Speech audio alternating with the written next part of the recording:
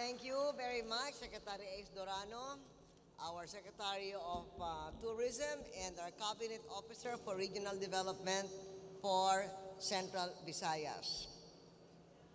In Kanakong Kabalen, Councilor Victor Ferrer.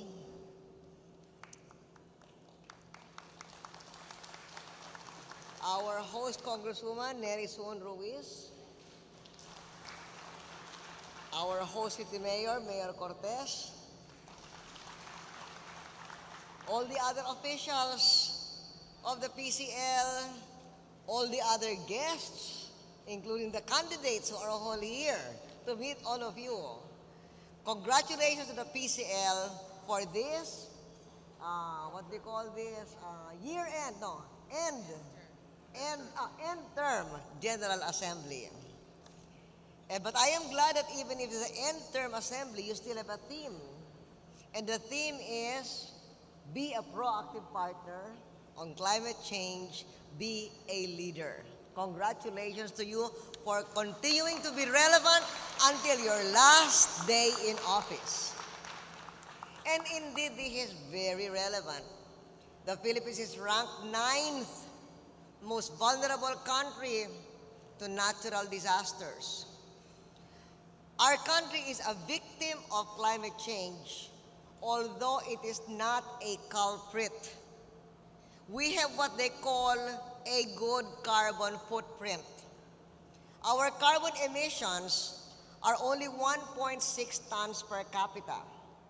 The world average is 6 tons per capita. And the world is trying to bring it down to 3 tons per capita. But we're already surpassed the target. We're only 1.6. So we are good neighbors, good citizens of the world. And we should congratulate ourselves for that. Yet, we are disproportionately vulnerable to the devastation of Mother Nature. This devastation is accelerated not by us. This mistreatment of the fragile environment is not by us, but by human beings in other parts of the world. And yet we are a victim because of the fact that we are an archipelago of 7,000 islands, and we're located at the first stop of Pacific typhoons. And the majority of our people live in low-lying areas that are prone to climate hazards. So that is why there is much reason for us to do adaptation to climate change brought about by others. Even as we take our own measures to help mitigate climate change. Part of adaptation is our disaster preparedness measures, which are all very well within the scope of your councils, ranging from early warning signals to forced evacuation. And I congratulate our local government units whom you represent for having become very good at this, warning, evacuation, and other adaptation measures. Congratulations to you. In the national government, we have a Green Philippines agenda that consists of measures to help mitigate climate change. First, reforestation. Why? Because when you have forests, the trees absorb the carbon dioxide that we exhale. So it reduces global warming. Second, managing solid waste and promoting clean water and clean air. Why? Solid waste produces methane, which is very, very bad for climate change. Third, clean energy.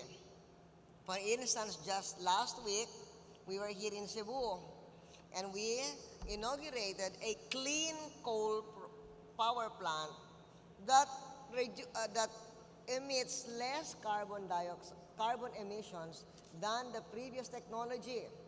But even at that, the investor, the Metrobank Group, is also investing in reforestation of the area around so that whatever carbon will be emitted by the coal plant will be absorbed by the trees that they will plant to make it carbon neutral. Our fourth area of Green Philippines is protected areas like parks and sanctuaries.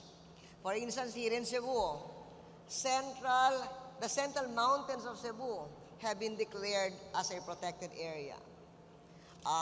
Areas like Malapascua, where we went diving last week, and also areas like Olango Island, where the bird watching is, are protected areas. And there are many of them in your different jurisdictions.